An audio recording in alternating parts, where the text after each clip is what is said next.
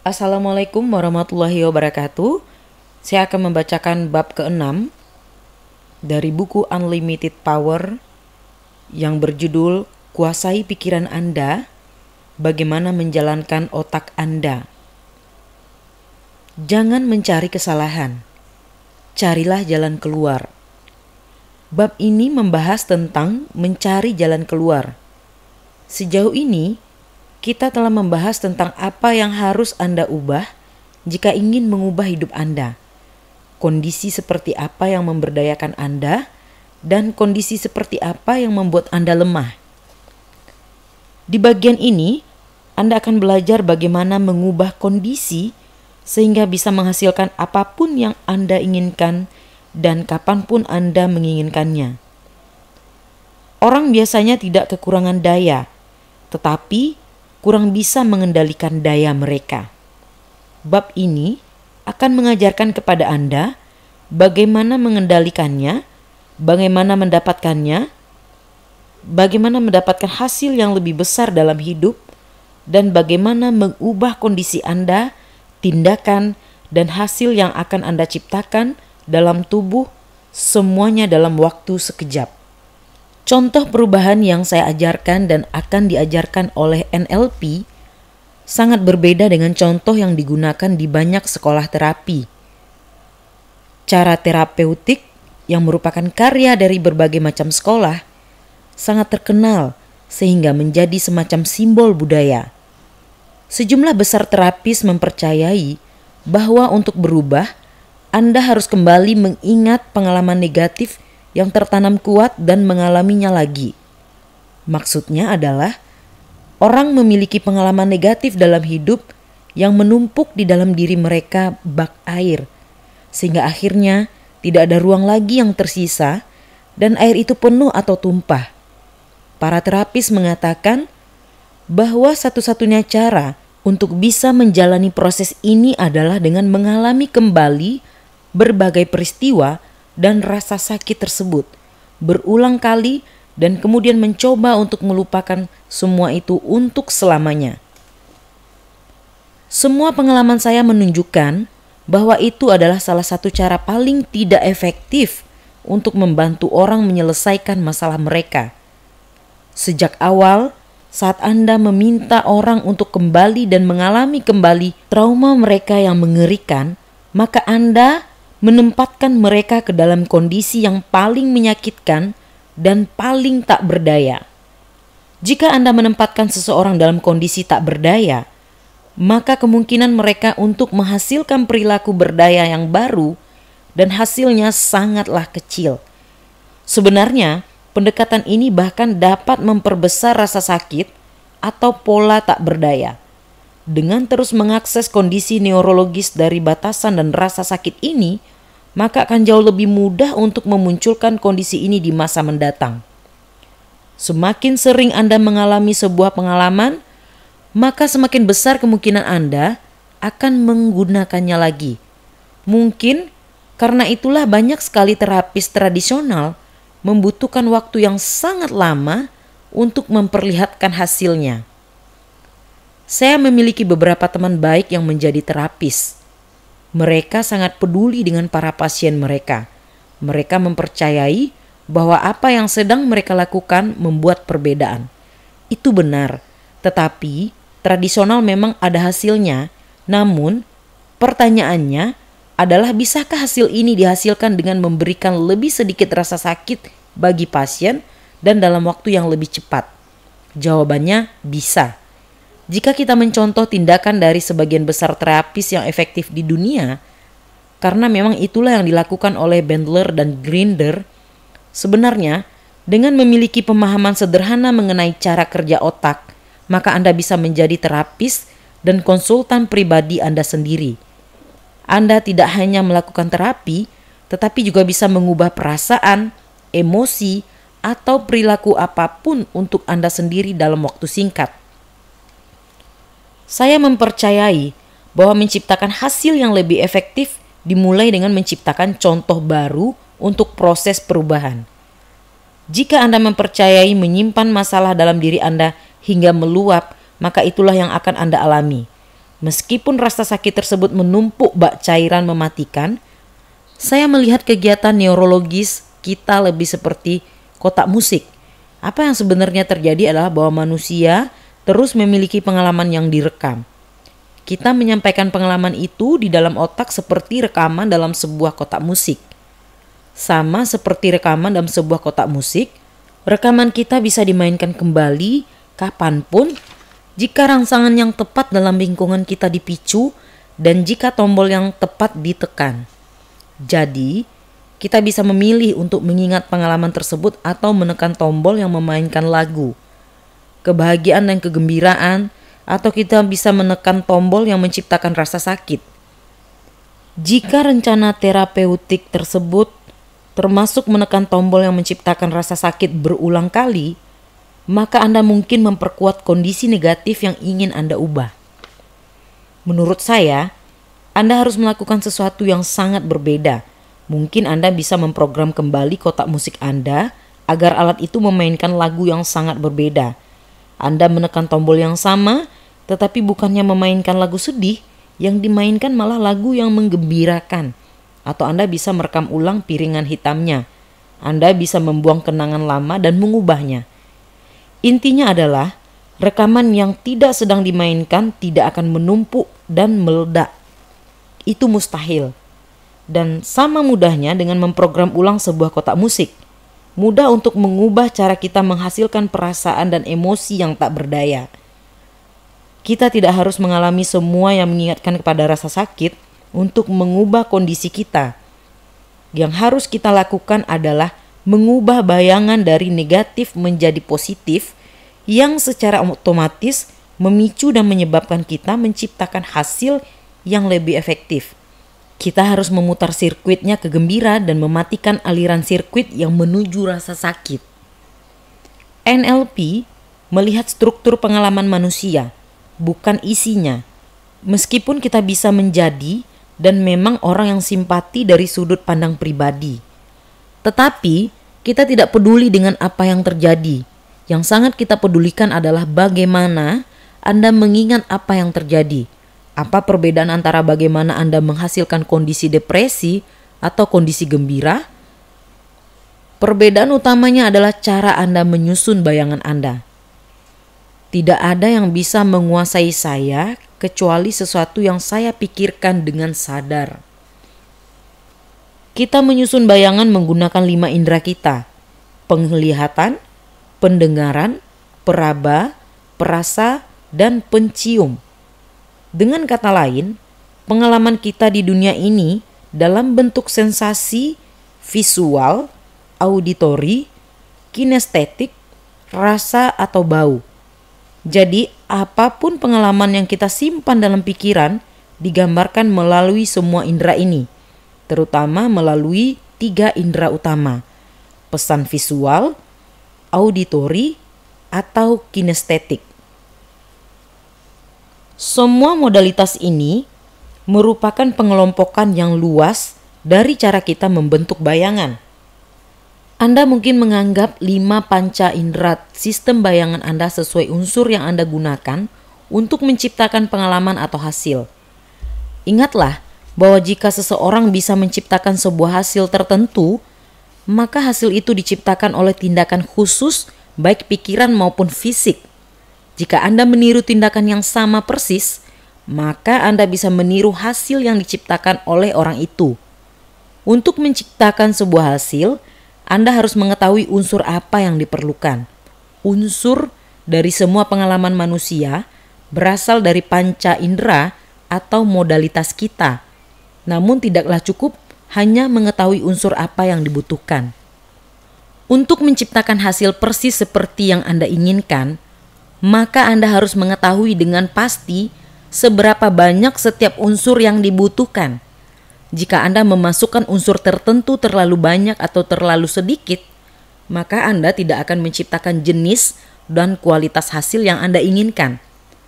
Saat manusia ingin mengubah sesuatu, mereka biasanya ingin mengubah 1 atau 2 hal sekaligus, yaitu bagaimana perasaan mereka, yaitu kondisi mereka, dan atau bagaimana mereka bersikap. Misalnya, Seorang perokok sering ingin mengubah bagaimana perasaannya secara fisik dan emosional atau kondisi, dan juga sikapnya yang berulang kali mengambil rokok.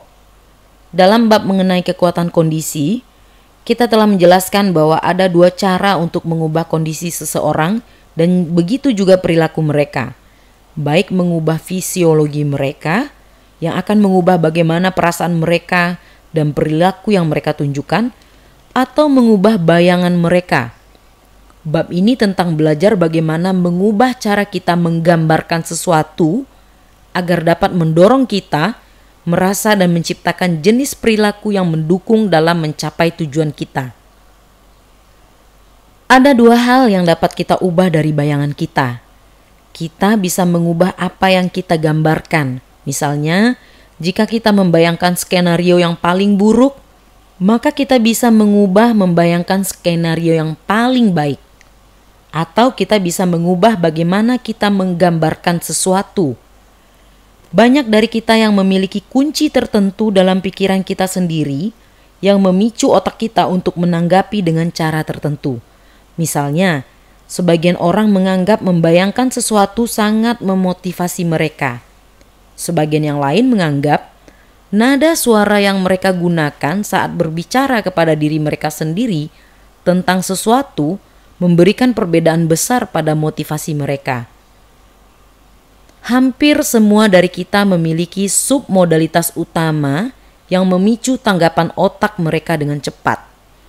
Begitu kita mengetahui ada banyak cara berbeda untuk menggambarkan sesuatu dan bagaimana hal tersebut mempengaruhi kita, maka kita bisa mengendalikan pikiran kita sendiri dan mulai menggambarkan sesuatu dengan cara yang memberdayakan, bukannya membatasi kita.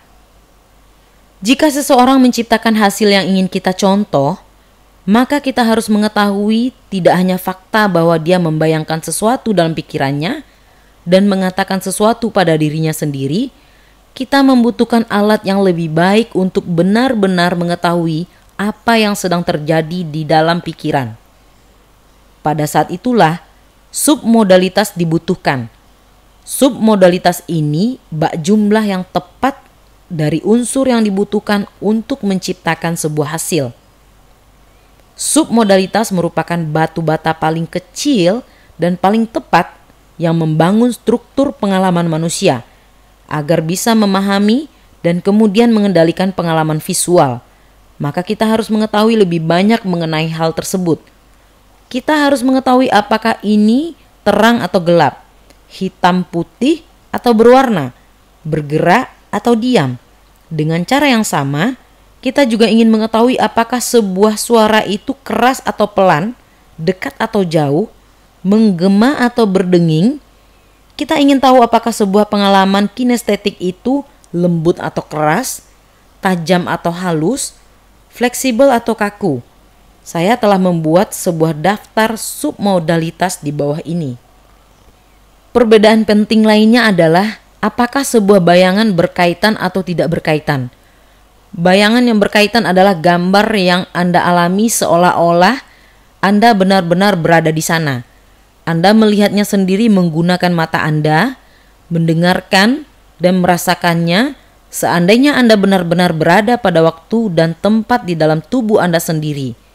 Sebuah bayangan yang tidak berkaitan adalah bayangan yang Anda alami seolah-olah Anda sedang melihatnya dari luar tubuh Anda.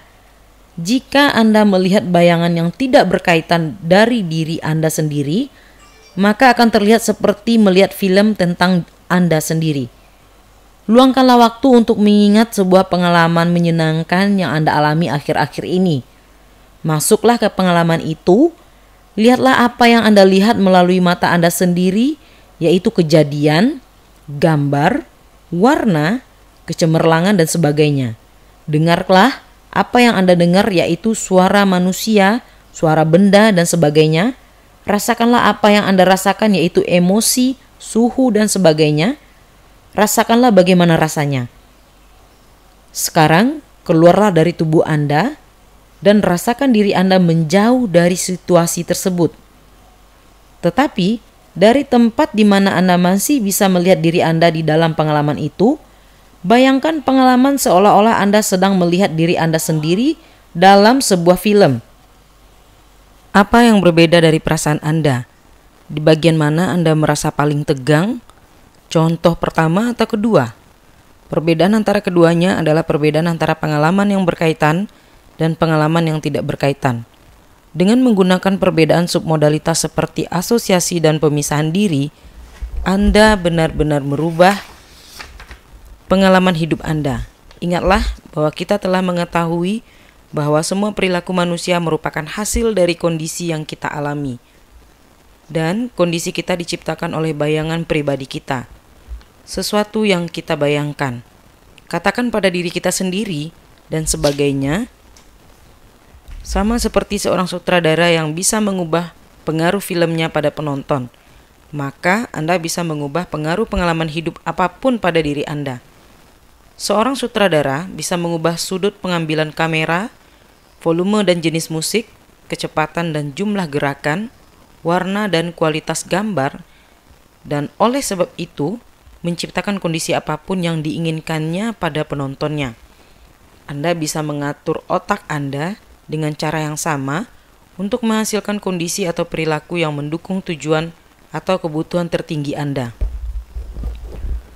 Mari saya tunjukkan cara yang sangat penting bagi Anda. Melakukan berbagai latihan ini, jika Anda mungkin ingin membaca setiap latihan dengan seksama, kemudian berhenti dan benar-benar melakukannya sebelum melanjutkan membaca. Mungkin akan menyenangkan jika melakukan latihan ini bersama orang lain. Berilah petunjuk dan tanggapilah petunjuk itu secara bergiliran. Saya ingin Anda membayangkan kenangan yang sangat menyenangkan, bisa kenangan baru atau lama. Pejamkan mata Anda, santai, dan bayangkanlah kenangan itu. Sekarang ambillah gambar itu dan buatlah menjadi lebih terang dan semakin terang. Saat gambar itu semakin terang, rasakanlah bagaimana kondisi Anda berubah. Selanjutnya, saya ingin Anda membawa gambar ke dalam pikiran Anda itu lebih dekat kepada Anda. Sekarang berhentilah dan besarkanlah gambar itu. Apa yang terjadi pada saat Anda memanipulasi gambar tersebut? Hal tersebut mengubah identitas pengalaman Anda, bukan? Bagi sebagian besar orang, membesarkan, menerangkan, dan mendekatkan kenangan yang menyenangkan, menciptakan bayangan yang bahkan jauh lebih kuat dan lebih menyenangkan. Hal ini meningkatkan kekuatan Anda dan kesenangan dari bayangan, sehingga menempatkan Anda dalam kondisi yang jauh lebih baik dan lebih senang.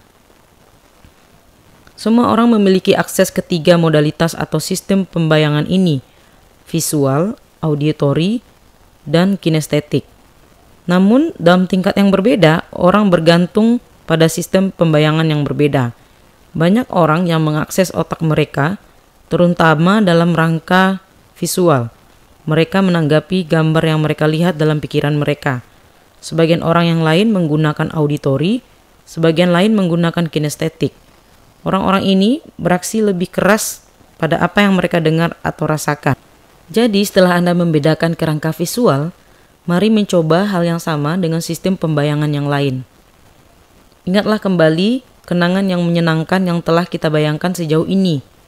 Kencangkanlah volume suara atau bunyi yang Anda dengar, tambahkanlah irama, bunyi bass, dan ubahlah timbernya. Buatlah menjadi lebih keras dan lebih meyakinkan. Sekarang lakukanlah hal yang sama dengan submodalitas kinestetik. Buatlah kenangan itu lebih hangat, lebih halus, lebih lembut dibandingkan sebelumnya. Apa yang Anda rasakan sekarang? Tidak semua orang menanggapinya dengan cara yang sama. Berbagai isyarat kinestetik pada khususnya menimbulkan tanggapan yang berbeda pada setiap orang. Sebagian besar dari Anda mungkin menganggap menerangkan atau membesarkan akan memperindah gambar itu, sehingga bayangan tersebut menjadi lebih indah, lebih menarik, dan yang paling penting menempatkan Anda dalam kondisi yang lebih positif dan lebih berdaya. Saat saya melakukan berbagai latihan ini dalam sesi konseling, saya bisa melihat dengan persis apa yang sedang terjadi dalam pikiran seseorang hanya dengan melihat fisiologinya. Nafasnya menjadi lebih dalam, bahunya tegak, wajahnya santai, dan seluruh tubuhnya tampak lebih waspada. Mari kita mencoba hal yang sama dengan gambar negatif. Pikirkanlah sesuatu yang membuat Anda jengkel, dan membuat hati Anda sakit, sekarang ambillah gambar itu dan buatlah menjadi lebih terang. Dekatkanlah kepada diri Anda. Buat menjadi lebih besar. Apa yang sedang terjadi dalam otak Anda? Bayangkan orang menganggap kondisi negatif mereka telah meningkat. Perasaan sedih yang sebelumnya mereka rasakan menjadi semakin besar.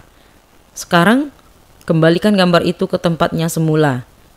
Apa yang terjadi jika Anda mengecilkannya, meredupkannya, dan menjauhkannya? Cobalah dan perhatikanlah perbedaan perasaan Anda. Anda akan menemukan bahwa perasaan negatif Anda telah kehilangan kekuatannya. Cobalah hal yang sama dengan modalitas yang lainnya. Dengarkanlah kata hati Anda atau apapun yang terjadi dalam pengalaman tersebut dengan suara yang keras dan melengking. Rasakanlah pengalaman tersebut dengan sepenuh hati. Kemungkinan besar hal yang sama akan terjadi. Perasaan negatif tersebut akan meningkat. Sekali lagi, saya tidak meminta Anda untuk memahami hal ini seperti dalam bidang akademik. Saya menginginkan Anda melakukan berbagai latihan ini dengan penuh semangat dan fokus, lalu dengan hati-hati dan memperhatikan modalitas dan submodalitas apa yang paling kuat bagi Anda. Anda mungkin ingin mengulangi kembali semua langkah ini dalam pikiran ini, karena Anda menyadari manipulasi gambar tadi mengubah perasaan Anda terhadap gambaran tersebut. Bayangkanlah gambar negatif yang Anda bayangkan di awal dan sekarang kecilkan gambar tersebut. Perhatikanlah apa yang terjadi saat gambar mengecil. Sekarang alihkan perhatian Anda dari gambar tersebut. Jadikanlah gambar itu lebih kecil, lebih redup, dan lebih sulit untuk dilihat. Sekarang pindahkanlah gambar itu dari Anda. Jauhkan agar Anda hampir tidak bisa melihatnya. Terakhir, ambillah gambar itu dan letakkanlah kembali di bawah matahari khayalan. Perhatikan apa yang Anda dengar, lihat dan rasakan saat gambar itu menghilang dari dunia. Lakukanlah hal yang sama dengan modalitas auditori. Kecilkan volume suara yang Anda dengar. Buatlah suara itu menjadi lebih pelan. Hilangkanlah irama dan ketukannya. Lakukan hal yang sama dengan tanggapan kinestetik Anda. Buatlah gambar tersebut terasa kecil dan tidak kuat atau lemah. Apa yang terjadi terhadap gambar negatif saat Anda melakukan proses ini? Jika Anda sama seperti kebanyakan orang, maka gambar itu kehilangan kekuatannya. Gambar itu menjadi tidak begitu kuat, tidak begitu menyakitkan, atau bahkan tidak ada. Anda bisa memilih sesuatu yang telah menyebabkan rasa sakit yang mendalam di masa lalu dan membuatnya menjadi lemah, larut, dan menghilang sama sekali. Saya rasa Anda bisa mengetahui dari pengalaman singkat ini mengenai betapa kuatnya cara ini. Hanya dengan beberapa menit, Anda telah merasakan perasaan positif dan membuatnya lebih kuat dan lebih memberdayakan. Anda juga telah bisa membayangkan gambar negatif yang sangat kuat dan menghilangkan kekuatan pada diri Anda. Di masa lalu, Anda dikendalikan oleh hasil dari bayangan Anda. Sekarang, Anda harus mengetahui bahwa seharusnya tidak begitu. Pada dasarnya, Anda bisa menjalani hidup Anda menggunakan satu dari dua cara. Anda bisa membiarkan otak Anda bekerja seperti di masa lalu. Anda bisa membiarkan memberi Anda gambaran, suara atau perasaan apapun dan bisa menanggapinya secara otomatis pada saat yang tepat. Seperti seekor anjing Pavlovian yang menanggapi bunyi bel. Atau Anda bisa memilih untuk menjalankan sendiri otak Anda secara sadar. Anda bisa menanamkan isyarat apapun yang Anda inginkan. Anda bisa membayangkan pengalaman dan gambar buruk serta menghilangkan tenaga dan kekuatannya. Anda bisa membayangkan sendiri dengan cara yang tidak lagi menyalahkan Anda, yaitu dengan cara yang memperkecilnya hingga ke ukuran yang Anda ketahui bisa Anda tangani dengan baik. Bukankah kita semua pernah memiliki sebuah pekerjaan atau tugas yang sangat besar sehingga kita merasa tidak akan bisa menyelesaikannya, sehingga bahkan kita tidak mulai mengerjakannya? Jika Anda membayangkan tugas tersebut seperti sebuah gambar kecil, maka Anda akan merasa Anda bisa mengerjakannya dan Anda akan mengambil tindakan yang tepat, bukannya merasa kewalahan. Saya tahu ini mungkin terdengar menyederhanakan masalah, tetapi saat Anda mencoba ini, Anda akan mengetahui bahwa mengubah bayangan dapat mengubah perasaan Anda terhadap sebuah tugas sehingga akan mengubah tindakan Anda. Dan tentu saja sekarang Anda mengetahui bahwa Anda juga bisa membayangkan pengalaman baik dan meningkatkannya. Anda bisa membayangkan keindahan hidup ini dan membuatnya menjadi lebih besar, mencerahkan bayangan Anda mengenai hari ini, dan merasakan diri sendiri menjadi lebih terang dan bahagia. Yang kita miliki di sini adalah cara untuk menciptakan hidup yang lebih bersemangat, lebih menyenangkan, dan lebih bersemangat. Baik atau buruk itu tidak ada, tetapi pikiranlah yang membuatnya seperti itu. Ingat, di bab pertama bagaimana kita membicarakan tentang komoditas para raja. Raja memiliki kemampuan untuk mengatur kejayaannya. Nah, kerajaan Anda adalah otak Anda. Sama seperti raja yang bisa memerintahkan kerajaannya, Anda juga bisa memerintahkan kerajaan Anda. Jika Anda mulai mengendalikan cara Anda membayangkan pengalaman dalam hidup, semua submodalitas yang telah kita bahas memberitahu otak apa yang harus dirasakan. Ingatlah bahwa kita tidak tahu bagaimana hidup ini berjalan. Kita hanya mengetahui cara membayangkan hidup ini pada diri kita sendiri. Jadi jika kita memiliki gambar negatif yang dibayangkan dalam bentuk yang besar, terang, kuat, dan bergema, maka otak memberi kita banyak pengalaman buruk yang besar, terang, kuat, dan bergema. Namun jika kita membayangkan gambar negatif itu dan mengecilkannya, menggelapkannya, menjadikannya gambar tak bergerak, maka kita menghilangkan kekuatannya dan otak akan menanggapi seperti itu. Daripada menempatkan diri kita dalam kondisi negatif, kita bisa menghilangkan atau menghadapinya tanpa merasa marah. Bahasa kita memberikan banyak contoh dari kekuatan bayangan kita.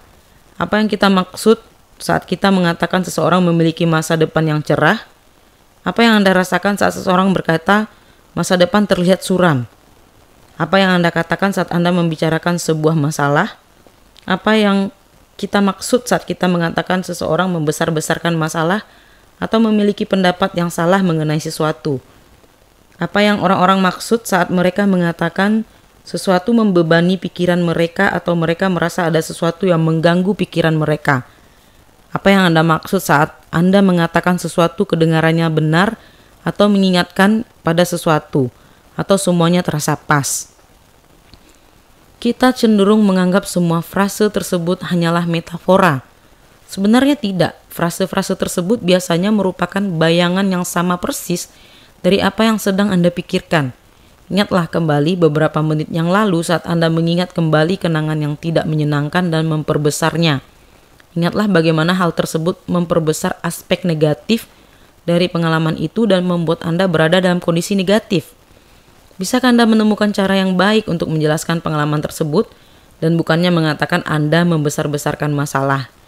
Jadi, kita secara naluri mengetahui betapa kuatnya bayangan kita. Ingatlah bahwa kita bisa mengendalikan otak kita dan otak kita tidak perlu mengendalikan kita. Berikut ini latihan sederhana yang membantu banyak orang. Pernahkah Anda terganggu oleh perang batin?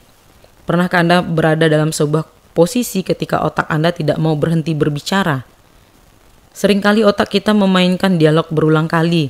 Kita memperdebatkan sesuatu dengan diri kita sendiri atau mencoba untuk memenangkan argumen atau menyudahi argumen. Jika itu terjadi pada diri Anda, maka kecilkan volumenya. Buatlah suara di dalam kepala Anda lebih lembut, lebih kuat, dan lebih pelan. Cara tersebut berhasil bagi kebanyakan orang. Atau apakah Anda pernah mengalami perang batin yang selalu membatasi Anda? Sekarang dengarlah suara itu mengatakan hal yang sama tetapi dengan suara seksi, dengan nada suara yang hampir menggoda. Kau tidak bisa melakukan itu. Bagaimana rasanya sekarang? Anda mungkin merasa lebih termotivasi untuk melakukan apa yang tidak diperbolehkan oleh suara itu. Sekarang cobalah dan rasakan perbedaannya.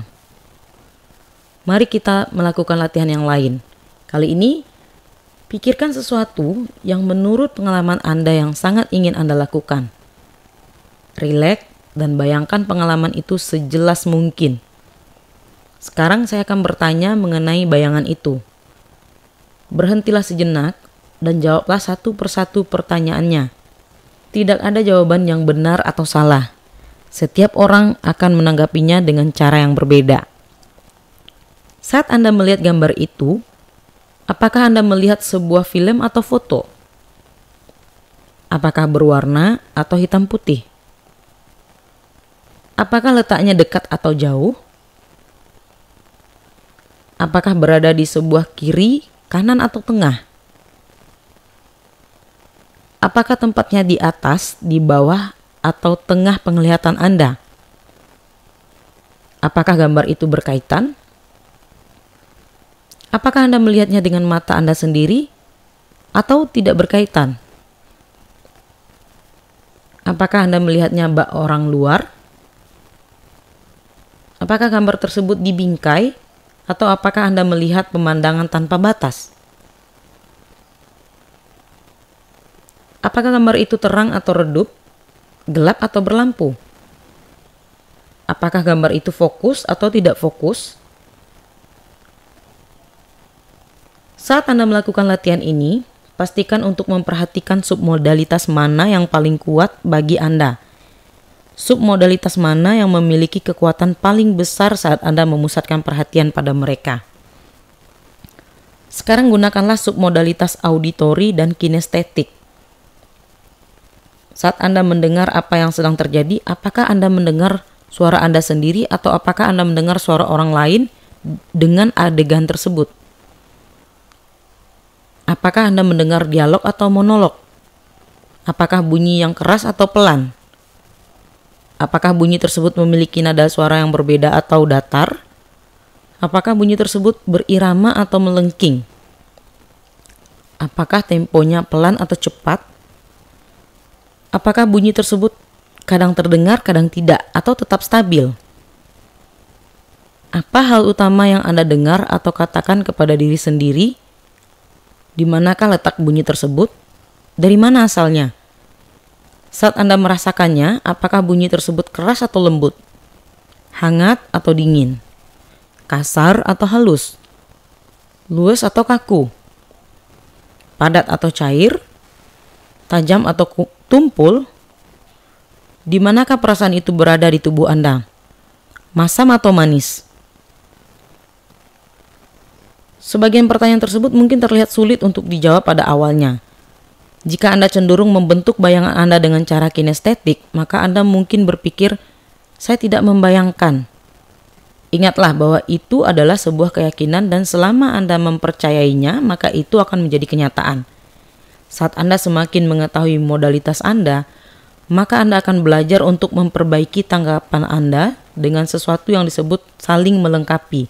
Itu berarti jika Anda pada dasarnya auditori, misalnya, maka Anda akan melakukan sesuatu dengan baik, dengan pertama-tama mengaitkan semua isyarat auditori yang Anda gunakan untuk memahami dan mengalami sesuatu.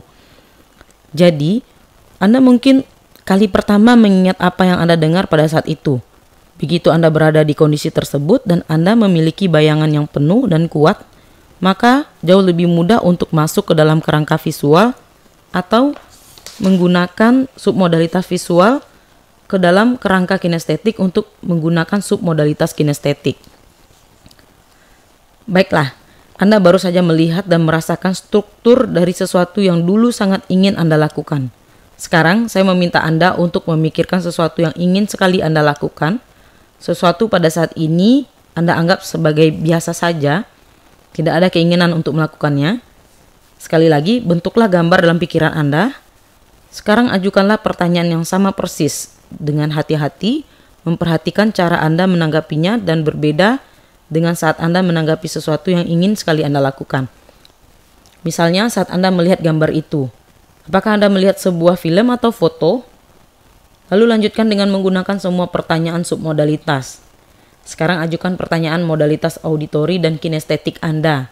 Saat Anda melakukan hal ini, pastikan Anda memperoleh submodalitas mana yang paling kuat bagi Anda, yaitu submodalitas mana yang memiliki kekuatan paling besar untuk mempengaruhi kondisi Anda.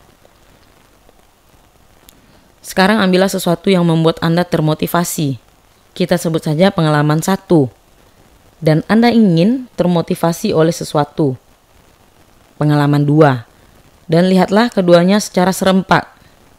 Tidak sulit untuk melakukannya. Bayangkan otak Anda seperti TV yang layarnya terbagi 2. Dan lihatlah kedua gambar itu pada saat bersamaan.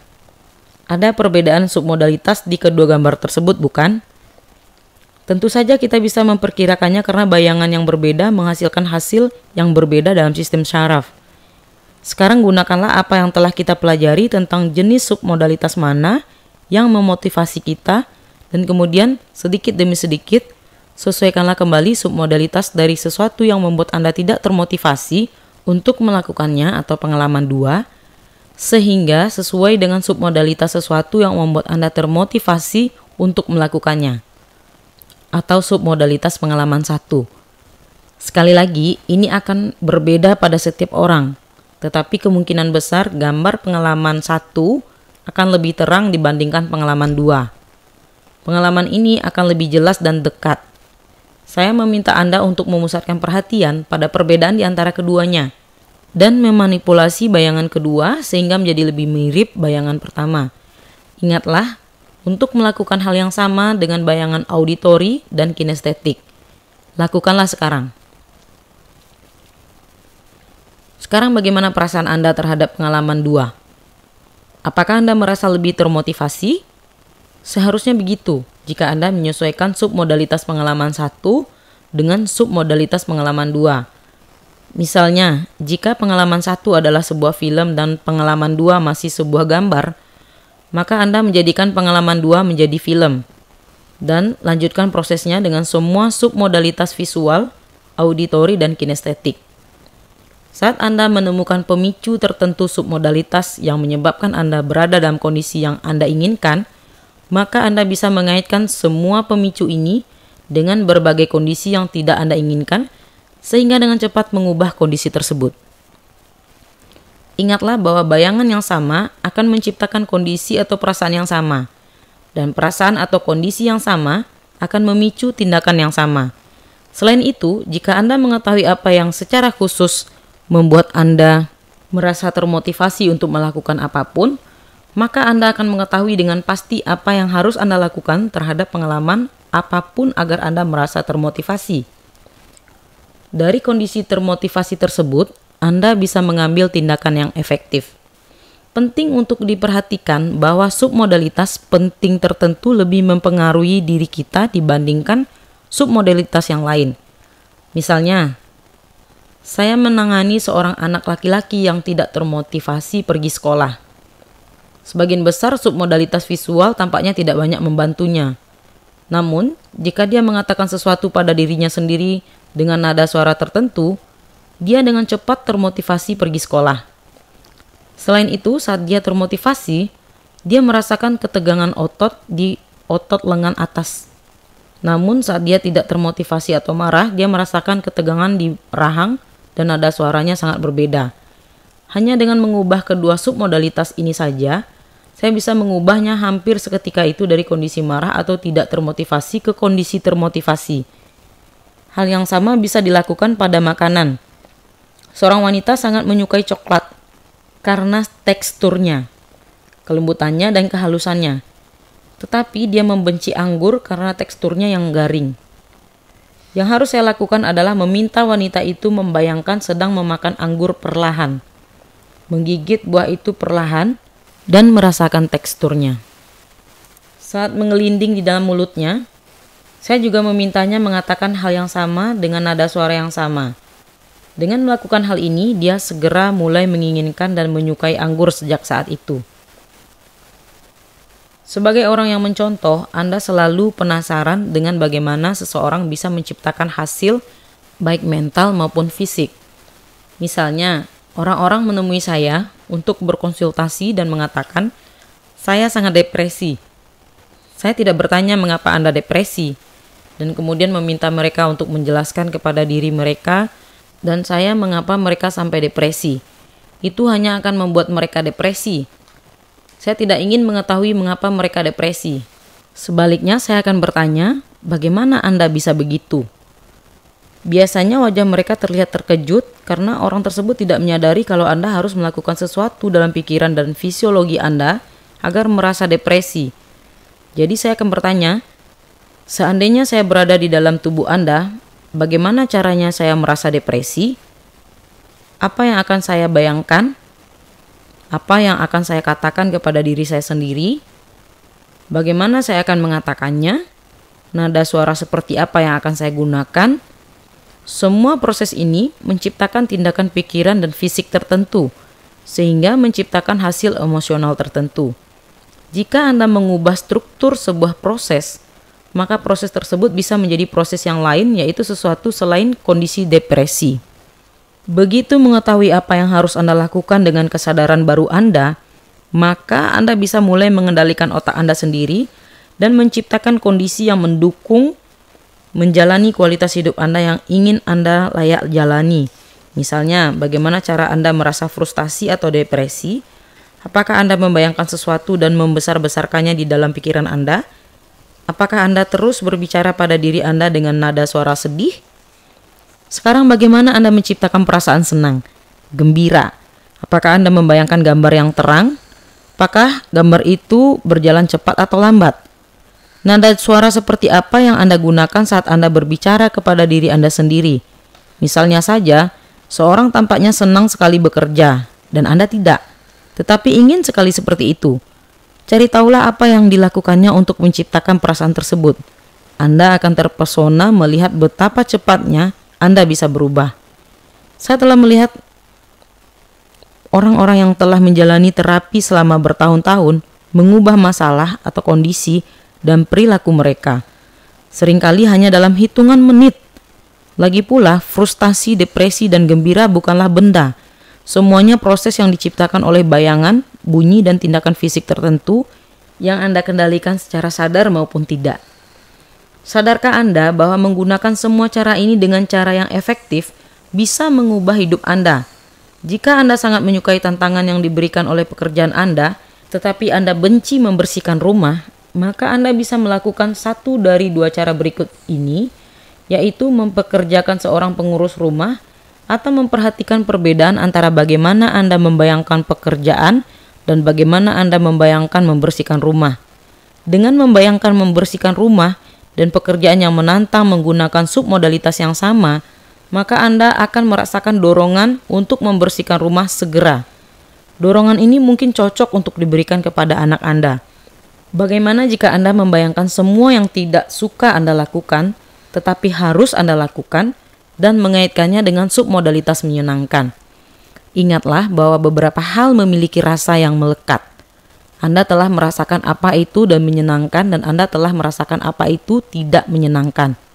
Anda bisa menamai ulang berbagai pengalaman ini dalam otak Anda dan segera menciptakan perasaan baru terhadap keduanya. Bagaimana jika Anda membayangkan semua masalah Anda, lalu mengecilkan semuanya, dan sedikit menjauh darinya? Kemungkinannya tanpa batas, Anda bisa memegang kendali.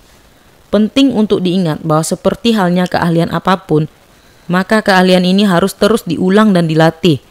Semakin sering Anda secara sadar memperhatikan perubahan submodalitas sederhana ini, maka Anda akan semakin baik dalam menciptakan hasil yang Anda inginkan dengan cepat. Anda mungkin menganggap mengubah tingkat kecerahan atau keredupan sebuah gambar memiliki pengaruh besar pada Anda dibandingkan mengubah lokasi atau ukurannya. Begitu Anda mengetahui hal ini, Anda akan mengetahui bahwa tingkat kecerahan seharusnya menjadi hal pertama yang dimanipulasi saat Anda ingin mengubah sesuatu. Sebagian dari Anda mungkin berpikir perubahan submodalitas ini memang bagus, tetapi apa yang mencegahnya berubah kembali? Saya mengetahui bahwa saya bisa mengubah perasaan saat ini dan itu berharga, tetapi akan lebih baik jika saya memiliki cara untuk mengubahnya lebih otomatis dan konsisten. Caranya adalah melalui perubahan proses yang kami sebut dengan pola kibasan. Pola ini bisa digunakan untuk menangani beberapa masalah yang paling membandel dan kebiasaan buruk orang.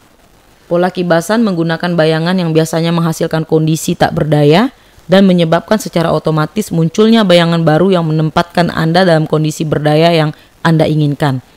Misalnya, saat Anda mengetahui bayangan apa yang membuat Anda merasa ingin makan banyak, maka dengan pola kibasan Anda bisa menciptakan bayangan baru mengenai hal lain yang lebih kuat dan akan membuat Anda, jika Anda melihat atau mendengarnya, menghindari makanan.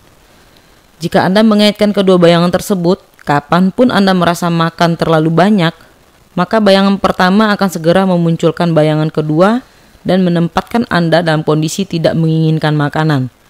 Bagian terbaik dari pola kibasan adalah begitu Anda menanamkannya dengan efektif, maka Anda tidak perlu memikirkannya lagi. Proses tersebut akan terjadi secara otomatis tanpa Anda sadari. Beginilah pola kibasan bekerja.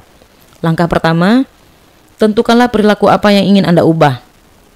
Sekarang bayangkan perilaku itu seolah-olah Anda melihatnya dengan mata Anda sendiri. Jika Anda ingin berhenti menggigiti kuku, maka bayangkanlah Anda mengangkat tangan, mendekatkan jemari ke bibir, dan menggigiti kuku. Langkah kedua, begitu membayangkan dengan jelas perilaku yang ingin Anda ubah, Anda harus menciptakan bayangan yang berbeda, yaitu membayangkan diri Anda seandainya Anda melakukan perubahan yang diinginkan dan apa makna perubahan tersebut bagi Anda. Anda mungkin membayangkan diri Anda menjauhkan jemari dari mulut, sedikit menekan jari yang kukunya ingin Anda gigiti, dan melihat kuku Anda dirawat dengan sempurna, dan Anda sendiri juga mengenakan baju yang bagus, rapi, lebih mengendalikan diri, dan percaya diri. Bayangan diri Anda dalam kondisi yang diinginkan tersebut harus tidak berkaitan. Karena jika ingin menciptakan bayangan yang ideal, yaitu bayangan yang akan terus muncul dibandingkan bayangan yang sudah Anda miliki. Langkah ketiga, kibaskan kedua bayangan tersebut sehingga pengalaman tak berdaya secara otomatis memicu pengalaman berdaya. Begitu Anda mengkaitkan cara yang memicu pengalaman berdaya ini, maka apapun yang dulu memicu Anda menggigiti kuku, sekarang akan memicu Anda berada dalam kondisi di mana Anda berjalan menuju bayangan diri Anda yang ideal. Sehingga Anda menciptakan sebuah cara baru bagi otak Anda untuk menangani sesuatu yang di masa lalu mungkin membuat jengkel. Berikut ini cara untuk mengibaskannya. Awalilah dengan membayangkan perilaku yang ingin Anda ubah, berupa gambar besar yang terang. Kemudian, pojok kanan bawah gambar tersebut, buatlah sebuah gambar gelap kecil dari Anda yang ingin menjadi seperti apa. Sekarang ambillah gambar kecil tersebut dan kurang dari 1 detik besarkanlah ukuran dan tingkat kecerahannya, lalu meledak menembus gambar perilaku yang tidak Anda inginkan lagi. Saat Anda melakukan proses ini, ucapkanlah hus dengan segembira dan semangat mungkin. Saya menyadari kalau ini mungkin kedengarannya sedikit kekanak-kanakan. Namun, mengatakan hus dengan gembira mengirimkan serangkaian sinyal positif yang kuat ke otak Anda. Begitu Anda telah membayangkan gambar itu dalam pikiran Anda, seluruh proses ini hanya berlangsung selama waktu yang Anda butuhkan untuk mengatakan hus. Sekarang di depan Anda ada sebuah gambar besar, terang, terpusat dan berwarna dari Anda ingin menjadi apa. Gambaran lama dari Anda hancur berantakan. Kunci dari proses ini adalah kecepatan dan pengulangan. Anda harus melihat dan merasakan gambar kecil gelap itu menjadi besar terang dan meledak menembus gambar besar sehingga menghancurkan dan menggantikannya dengan gambar yang jauh lebih besar dan terang dari bagaimana Anda menginginkan sesuatu itu terjadi. Sekarang rasakanlah perasaan gembira saat melihat sesuatu seperti yang Anda inginkan. Kemudian bukalah mata Anda selama 1 detik untuk keluar dari kondisi tersebut. Saat Anda memejamkan mata lagi, lakukan kibasan sekali lagi. Mulailah dengan melihat sesuatu yang ingin Anda ubah menjadi besar, dan kemudian gambar kecil Anda menjadi semakin besar dan terang dan meledak dengan mengibaskannya. Perhatikanlah sejenak untuk merasakannya. Bukalah mata lalu pejamkan lagi, lihatlah apa yang ingin Anda ubah. Lihatlah gambar yang asli dan bagaimana Anda ingin mengubahnya. Kibaskanlah lagi, lakukan sebanyak 5 atau 6 kali, secepat yang Anda bisa. Ingatlah bahwa kuncinya adalah kecepatan dan Anda akan senang melakukannya. Apa yang Anda lakukan ke otak Anda adalah, lihatlah ini, hus, lakukan ini dan lihatlah, hus, lakukan ini dan lihatlah, hus, lakukan ini hingga gambar lama otomatis memicu gambar baru, kondisi baru dan perilaku baru. Sekarang bayangkan gambar pertama dan apa yang terjadi. Misalnya, jika Anda mengibaskan pola menggigiti kuku, maka saat Anda membayangkan sedang menggigiti kuku, Anda akan sulit untuk melakukannya.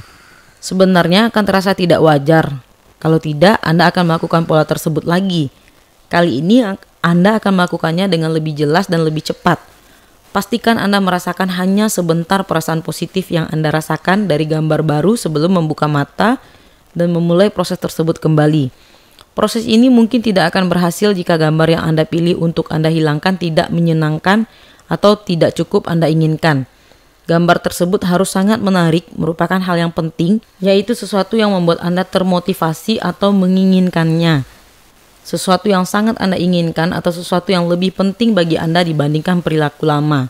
Terkadang, menambahkan submodalitas baru, seperti bau atau rasa juga membantu. Pola kibasan menciptakan hasil dengan sangat cepat karena beberapa kecenderungan otak. Otak kita cenderung menjauh dari hal-hal yang tidak menyenangkan dan mendekati hal-hal yang menyenangkan. Dengan membayangkan tidak lagi perlu menggigiti kuku, jauh lebih menarik dibandingkan membayangkan menggigiti kuku. Maka Anda telah memberi otak Anda sinyal kuat tentang perilaku seperti apa yang harus dilakukan. Saya juga melakukan hal ini agar berhenti menggigiti kuku. Ini kebiasaan yang sama sekali tidak saya sadari. Suatu hari setelah saya melakukan pola kibasan, saya tiba-tiba mendapati diri saya mulai menggigiti kuku jemari saya. Saya bisa saja menganggap ini sebagai sebuah kegagalan, namun saya menganggap kenyataan bahwa mulai menyadari kebiasaan saya sebagai sebuah kemajuan. Kemudian saya melakukan pola kibasan 10 kali dan saya tidak pernah berpikir untuk menggigiti kuku sejak saat itu. Anda juga bisa melakukan pola ini pada rasa takut atau frustasi. Pilihlah sesuatu yang takut Anda lakukan. Sekarang bayangkan sesuatu yang Anda takutkan itu berjalan sesuai dengan yang Anda inginkan. Buatlah gambar ini sangat menyenangkan. Sekarang kibaskan keduanya sebanyak 7 kali. Sekarang bayangkan hal yang Anda takutkan. Bagaimana perasaan Anda sekarang terhadap sesuatu yang Anda takutkan itu? Jika pola kibasan dilakukan dengan efektif, begitu Anda memikirkan sesuatu yang Anda takutkan, maka Anda secara otomatis akan berubah memikirkan bagaimana Anda menginginkan hal tersebut. Variasi lain dari pola kibasan adalah dengan membayangkan sebuah ketapel di depan mata Anda. Di antara kedua tiang terdapat sebuah gambar perilaku saat ini yang ingin Anda ubah. Letakkanlah sebuah gambar kecil dari apa yang Anda inginkan di ketapel tersebut. Kemudian bayangkan Anda melihat gambar kecil itu ditarik semakin jauh ke belakang sehingga ketapel tersebut meregang sejauh mungkin. Kemudian lepaskan. Lihatlah gambar tersebut meledak menembus gambar lama di depan Anda dan di dalam otak Anda. Merupakan hal yang penting saat Anda melakukan ini, Anda membayangkan menarik ketapel ke belakang sebelum melepasnya. Anda masih tetap mengatakan hush saat Anda melepaskannya dan menghancurkan gambar lama dari Anda dan membatasi. Jika Anda telah melakukan dengan benar, maka saat Anda melepaskan ketapel, gambar tersebut akan mendekati Anda dengan sangat cepat sehingga kepala Anda benar-benar terantuk ke belakang. Berhentilah sekarang dan sediakan waktu untuk memikirkan pikiran atau perilaku membatasi yang ingin Anda ubah dan gunakan ketapel pola kibasan ini untuk mengubahnya. Ingatlah bahwa pikiran Anda dapat menentang hukum alam dengan cara penting. Pikiran bisa kembali ke belakang, waktu tidak bisa. Begitu pula peristiwa. Tetapi pikiran Anda bisa. Misalkan saja Anda memasuki kantor Anda dan hal pertama yang Anda lihat adalah sebuah laporan penting yang Anda butuhkan belum ditulis. Laporan yang tidak lengkap cenderung menempatkan Anda dalam kondisi yang kurang berdaya. Anda merasa marah, Anda merasa frustasi, Anda siap untuk keluar dan meneriaki sekretaris Anda. Namun, berteriak tidak akan menciptakan hasil yang Anda inginkan. Itu hanya akan membuat situasi semakin buruk. Kuncinya adalah mengubah kondisi Anda, yaitu dengan kembali menempatkan diri Anda dalam kondisi yang membuat Anda bisa menyelesaikan pekerjaan. Itulah yang bisa Anda lakukan dengan mengatur kembali bayangan Anda. Di sepanjang buku ini, saya telah membicarakan tentang menjadi penguasa, mengendalikan dan menjalankan otak Anda sendiri. Sekarang Anda mengetahui cara untuk melakukannya dalam beberapa latihan yang telah kita lakukan sejauh ini. Anda telah mengetahui bahwa Anda memiliki kemampuan untuk sepenuhnya mengendalikan kondisi Anda sendiri. Bayangkan bagaimana jadinya hidup ini seandainya Anda mengingat semua pengalaman baik Anda sebagai sesuatu yang terlihat terang, dekat, dan berwarna. Lalu suaranya menyenangkan, berirama dan merdu, serta rasanya lembut, hangat dan mendukung.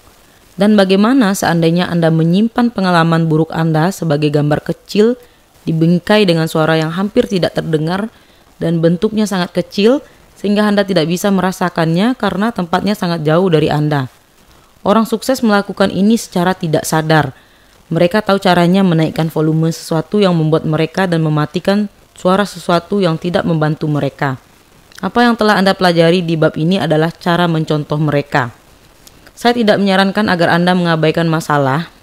Beberapa hal harus diselesaikan.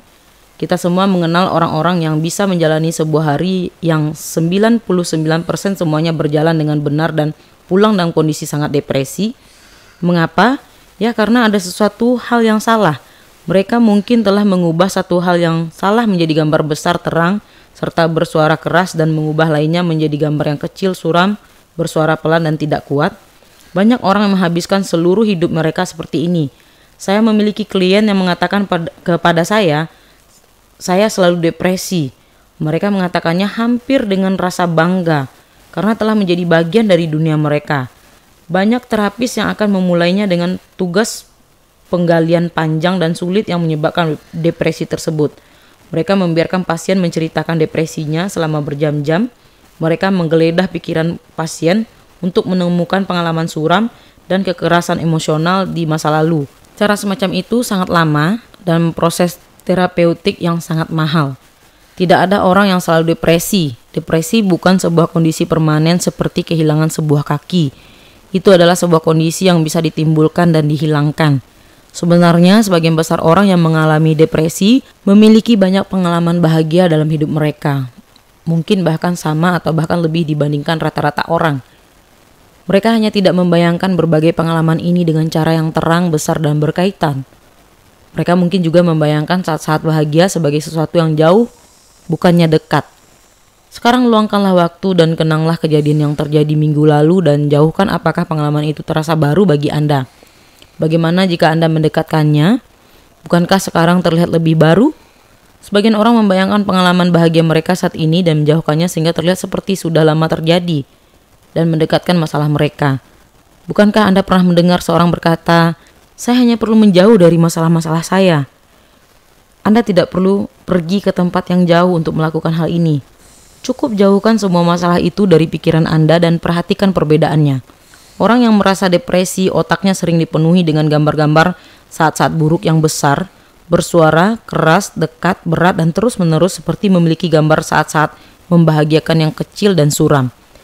Cara untuk mengubahnya bukan dengan berkubang dalam kenangan buruk, tetapi dengan mengubah submodalitas, yaitu struktur dari kenangan itu sendiri. Selanjutnya, kaitkan apa yang dulu membuat Anda merasa sedih dengan bayangan baru yang membuat Anda menghadapi tantangan hidup ini dengan penuh semangat, humor, dan kesabaran dan kekuatan. Sebagian orang mengatakan, "Tunggu sebentar, Anda tidak bisa mengubah sesuatu dengan sangat cepat." Mengapa tidak? Seringkali jauh lebih mudah memahami sesuatu dengan cepat daripada waktu yang lama. Begitulah yang diketahui oleh otak. Misalnya saja saat Anda menonton film, Anda melihat ribuan adegan dan menggabungkannya menjadi satu kesatuan utuh yang dinamis. Bagaimana jika Anda melihat satu adegan dan kemudian 1 jam kemudian melihat adegan yang lain, dan 1 atau 2 hari kemudian melihat adegan ketiga? Anda tidak akan bisa memahaminya, bukan? Perubahan diri bisa dilakukan dengan cara yang sama. Jika Anda melakukan sesuatu, jika Anda melakukan perubahan dalam pikiran Anda sekarang, jika Anda mengubah kondisi dan perilaku Anda, maka Anda bisa menunjukkan kepada diri Anda sendiri apa yang memungkinkan dengan cara yang paling dramatis. Itu pukulan yang jauh lebih keras dibandingkan pikiran sedih selama berbulan-bulan. Fisika kuantum mengatakan bahwa sesuatu tidak berubah perlahan seiring berjalannya waktu. Mereka membuat lompatan kuantum. Kita melompat dari satu pengalaman ke pengalaman yang lain. Jika Anda tidak suka dengan apa yang Anda rasakan, ubahlah bayangan Anda. Semudah itu. Mari kita melihat contoh yang lain. Cinta, bagi sebagian besar kita, cinta adalah pengalaman yang indah, sangat halus, hampir mistis. Dari sudut pandang mencontoh, penting juga untuk diingat bahwa cinta adalah sebuah kondisi, dan seperti semua kondisi, semua hasilnya diciptakan oleh serangkaian tindakan atau rangsangan saat dipahami atau dibayangkan dengan cara tertentu. Bagaimana Anda jatuh cinta? Salah satu unsur paling penting dari jatuh cinta adalah berhubungan dengan semua yang Anda sukai pada diri seseorang dan tidak berhubungan dengan hal-hal yang tidak Anda sukai. Jatuh cinta bisa menjadi perasaan yang sulit dan membingungkan karena tidak seimbang. Anda tidak menyimbangkan sifat baik dan buruk seseorang.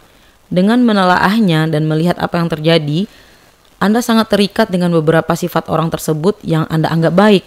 Anda bahkan tidak menyadari kesalahan orang tersebut setidaknya pada saat itu. Apa yang menghancurkan sebuah hubungan? Tentu saja ada banyak faktor.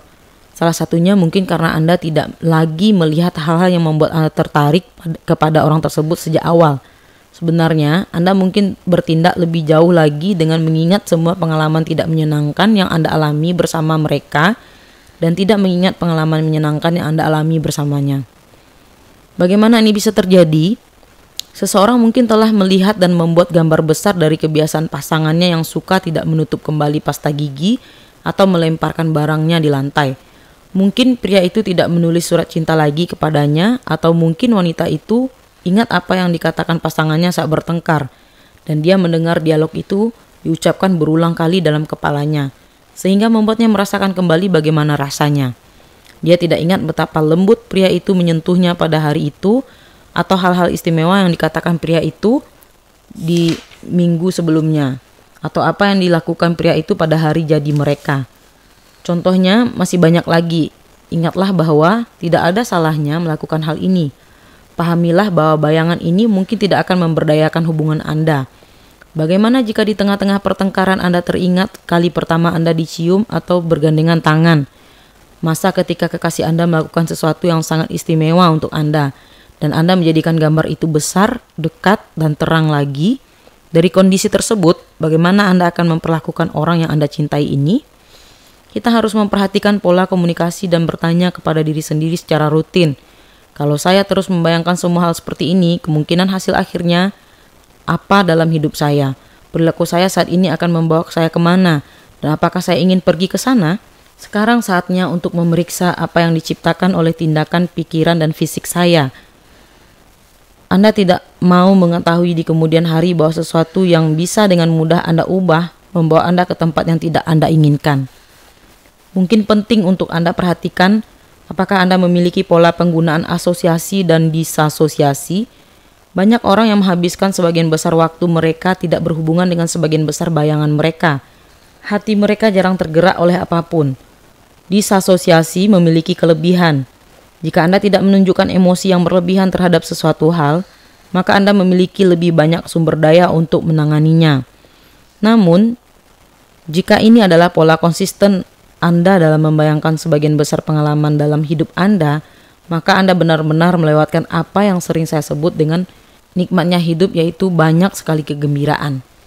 Saya telah memberikan konsultasi pada orang-orang konservatif yang jarang menunjukkan apa yang mereka rasakan tentang hidup mereka dan membuat pola pikiran baru untuk mereka.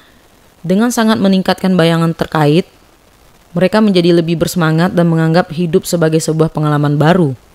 Sebaliknya, jika semua atau sebagian besar bayangan Anda sangat berkaitan, maka Anda mungkin mendapati diri Anda tidak bisa menyesuaikan diri. Anda mungkin sangat sulit menjalani hidup karena Anda merasakan setiap hal kecil. Dan hidup tidak selalu menyenangkan, mudah atau menarik.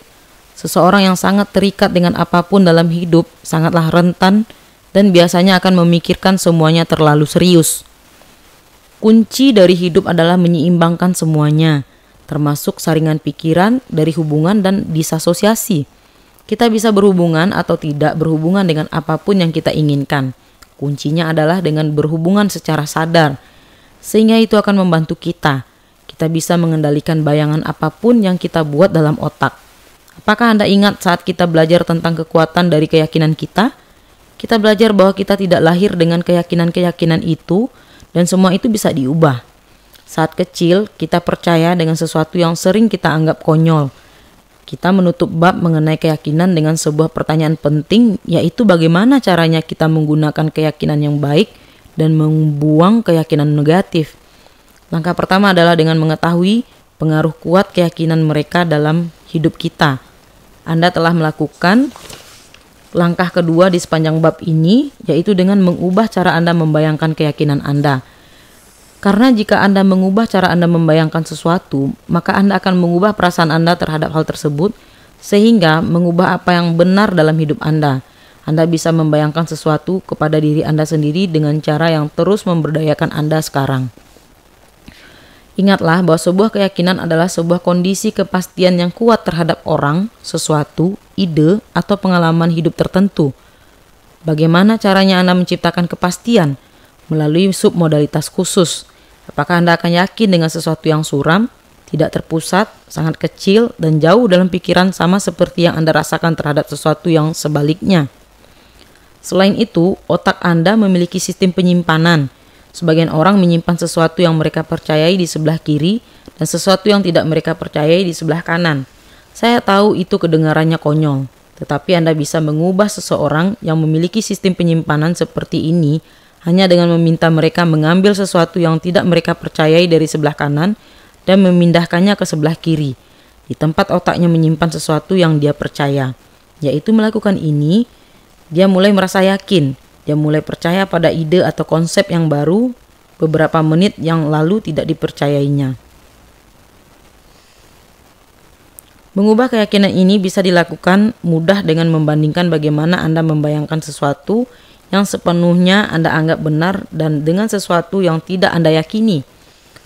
Mulailah dengan keyakinan yang benar-benar Anda yakini, bahwa nama Anda John Smith, usia Anda 35 tahun, dan Anda lahir di Atlanta, Georgia, atau bahkan Anda mencintai anak-anak Anda dengan sepenuh hati, bahwa Miles Davis adalah pemain trompet yang terhebat dalam sejarah. Pikirkanlah sesuatu yang Anda percayai tanpa keraguan sedikit pun, yaitu sesuatu yang kebenarannya sangat Anda yakini. Sekarang, pikirkan sesuatu yang tidak Anda yakini, yaitu sesuatu yang ingin Anda percayai. Tetapi sekarang Anda merasa tidak yakin. Anda mungkin ingin menggunakan 1 dari 7 kebohongan sukses di bab 5. Jangan memilih sesuatu yang sama sekali tidak Anda percayai, karena mengatakan Anda tidak percaya pada sesuatu, berarti Anda percaya bahwa sesuatu itu tidak benar. Sekarang, jalankan submodalitas Anda seperti yang kita lakukan sebelumnya saat kita menangani motivasi. Jalankan sebuah aspek visual, auditori, dan kinestetik dari sesuatu yang sangat Anda percayai. Kemudian, lakukan hal yang sama dengan sesuatu yang tidak Anda percayai. Perhatikanlah perbedaan di antara keduanya. Apakah sesuatu yang Anda percaya berada di tempat dan sesuatu yang tidak Anda percayai berada di tempat lain? Atau apakah sesuatu yang Anda percayai lebih dekat, lebih terang, atau lebih besar dibandingkan sesuatu yang tidak Anda percayai? Apakah yang satu tidak bergerak dan yang satu lagi bergerak? Apakah salah satu bergerak lebih cepat dari yang satunya? Sekarang, lakukanlah apa yang kita lakukan dengan motivasi. Program ulang submodalitas dari sesuatu yang tidak Anda percayai, sehingga sesuai dengan submodalitas dari sesuatu yang Anda percayai. Ubahlah warna dan lokasinya. Ubahlah suara, nada suara, tempo, timbrenya. Ubahlah submodalitas teksturnya, berat dan suhu. Bagaimana perasaan Anda saat selesai melakukannya? Jika Anda telah mengubah dengan akurat bayangan yang digunakan untuk menyebabkan ketidakpastian tersebut, maka Anda akan merasa yakin terhadap sesuatu yang beberapa menit yang lalu Anda merasa tidak yakin. Satu-satunya kesulitan yang dihadapi banyak orang adalah keyakinan mereka bahwa tidak bisa mengubah sesuatu dengan cepat. Ini mungkin juga keyakinan yang ingin Anda ubah. Proses yang sama ini bisa digunakan untuk mengetahui perbedaan dalam pikiran Anda antara sesuatu yang membuat Anda bingung dan sesuatu yang Anda mengerti. Jika Anda bingung dengan sesuatu, mungkin karena bayangan Anda kecil, tidak terpusat, suram, atau jauh. Sedangkan sesuatu yang Anda mengerti dibayangkan lebih dekat, lebih terang, dan lebih terpusat. Lihatlah apa yang terjadi dengan perasaan Anda saat Anda mengubah bayangan Anda sama persis dengan bayangan dari sesuatu yang Anda mengerti. Tentu saja, mendekatkan sesuatu atau membuat lebih terang tidak memperkuat pengalaman itu bagi semua orang. Hal yang sebaliknya yang mungkin terjadi. Sebagian orang merasakan sesuatu semakin kuat saat sesuatu itu menjadi lebih gelap atau lebih terpusat.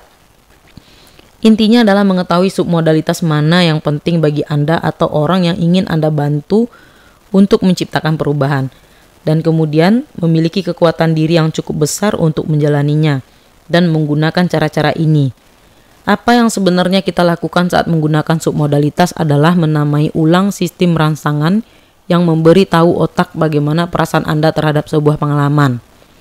Otak Anda menanggapi sinyal apapun submodalitas yang Anda berikan. Jika Anda mengirimkan sinyal, maka otak akan merasa sakit. Jika Anda mengirimkan submodalitas yang berbeda, maka Anda bisa merasa baik-baik saja dalam sekejap. Misalnya, saat saya sedang mengadakan pelatihan profesional neurolinguistik di Phoenix, Arizona, saya mulai melihat banyak sekali orang dalam ruangan itu yang wajahnya terlihat sangat terang, sehingga saya menganggap raut wajah mereka seperti menunjukkan kesakitan. Dalam pikiran saya, meninjau kembali apa yang telah saya sampaikan dan merasa tidak ada yang memicu tanggapan semacam itu pada banyak sekali orang.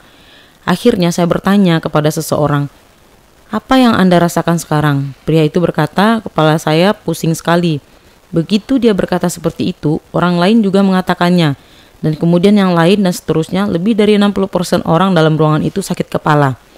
Mereka menjelaskan bahwa ruangan ini membutuhkan lampu yang terang karena video menyinari mata mereka dan mereka merasa itu mengganggu, bahkan menyakitkan. Selain itu, kami berada di dalam ruangan tanpa jendela, ventilasinya rusak sekitar 3 jam sebelumnya, sehingga sangat pengap. Semua ini telah menciptakan perubahan fisiologi pada orang-orang ini. Jadi apa yang bisa saya lakukan? Menyuruh semua orang minum Excedrin? Tentu saja tidak. Otak mengirimkan rasa sakit hanya saat otak menerima rangsangan yang dibayangkan dengan cara yang menyuruh otak untuk merasa sakit. Jadi saya meminta orang-orang tersebut untuk menjelaskan submodalitas rasa sakit mereka. Bagi sebagian orang kepalanya terasa berat dan berdenyut-denyut, sedangkan sebagian yang lain tidak. Sebagian merasa sakitnya sangat besar dan terang. Anda bisa membayangkan bagaimana rasanya. Sedangkan yang lain merasa sakitnya ringan. Kemudian saya meminta mereka mengubah submodalitas rasa sakit mereka dengan pertama-tama melepaskan diri mereka dari rasa sakit dan meletakkan di luar diri mereka. Kemudian meminta mereka mengeluarkan perasaan mereka dengan meminta mereka melihat bentuk dan ukuran rasa sakit itu serta meletakkannya sekitar 10 kaki di depan mereka. Selanjutnya saya meminta mereka agar membuat bayangan mereka lebih besar dan lebih kecil, sehingga membuat bayangan itu semakin besar dan meledak tembus langit-langit dan kemudian mengecil saat turun. Kemudian saya meminta mereka agar mendorong rasa sakit itu ke bawah matahari dan melihat rasa itu mencair dan kemudian turun ke bumi sebagai sinar matahari yang menyinari tanaman. Akhirnya saya bertanya bagaimana perasaan mereka. Dalam waktu kurang dari 5 menit, 95% orang tidak merasa sakit kepala lagi. Mereka telah mengubah bayangan dari apa yang mereka perintahkan untuk dilakukan oleh otak, sehingga otak yang sekarang mendapatkan sinyal baru menghasilkan tanggapan baru. 5% lainnya membutuhkan waktu 5 menit lagi untuk menghasilkan perubahan yang lebih spesifik. Seorang pria selama ini menderita migrain dan dia merasa sehat kembali. Saat saya menjelaskan proses ini kepada sebagian orang, mereka sulit mempercayai bahwa mereka bisa menghilangkan rasa sakit mereka dengan cepat dan mudah. Namun, bukankah Anda sendiri telah melakukan ini secara tidak sadar berulang kali? Ingatlah saat Anda merasa sakit, tetapi kemudian sibuk melakukan yang lain, atau sesuatu yang menyenangkan terjadi, dan saat Anda mengubah apa yang sedang Anda pikirkan atau bayangkan pada otak Anda, maka Anda tidak merasa sakit lagi. Sakit bisa pergi begitu saja dan tidak kembali lagi kecuali Anda mulai membayangkannya. Dengan sedikit mengarahkan bayangan Anda dengan sadar, Anda bisa dengan mudah menghilangkan sakit kepala kapanpun Anda mau. Sebenarnya begitu Anda mengetahui sinyal yang menciptakan hasil khusus dalam otak Anda, maka Anda bisa membuat diri Anda merasa apapun yang ingin Anda rasakan terhadap apapun. Peringatan terakhir, seringkali saringan yang lebih besar pada pengalaman manusia bisa memerintahkan atau mempengaruhi kemampuan Anda untuk mempertahankan bayangan baru, atau bahkan melakukan perubahan sejak awal. Semua saringan tersebut memperhatikan apa yang paling kita anggap penting dan manfaat tanpa kita sadari, apa yang mungkin kita dapatkan dari perilaku kita saat ini. Masalah dan pentingnya nilai-nilai akan dibahas dalam sebuah bab tersendiri, dan kita akan membahas keuntungan kedua yang tidak kita sadari pada bab 16, mengenai proses penyusunan kembali. Jika rasa sakit mengirimkan sinyal penting kepada Anda tentang sesuatu yang harus Anda ubah di tubuh Anda, maka kecuali Anda memenuhi hal tersebut, rasa sakit itu kemungkinan besar akan kembali karena bermanfaat bagi Anda dengan cara yang penting. Dengan apa yang telah Anda pelajari sejauh ini, Anda sudah bisa meningkatkan hidup Anda sendiri serta hidup siapapun yang Anda kenal. Mari kita mempelajari aspek lain dari cara kita menyusun pengalaman kita, sebuah unsur penting yang bisa memberdayakan kita untuk mencontoh hampir siapapun dengan efektif. Mari kita mempelajari bab 7, sintaksis kesuksesan. Oke, terima kasih teman-teman karena sudah mendengarkan bab ke-6. Dan saya akan melanjutkan kembali dengan bab ke-7. Tapi sebelumnya jangan lupa teman-teman subscribe dan juga aktifkan lonceng notifikasinya, supaya teman-teman bisa mendapatkan informasi kapan video ataupun audio terbaru yang akan saya upload. Kemudian apabila teman-teman merasa video ini ada manfaatnya, silakan di-share kepada teman-temannya supaya lebih banyak orang lagi mendapatkan manfaat dari apa yang setelah kita bacakan. Terima kasih. Assalamualaikum warahmatullahi wabarakatuh.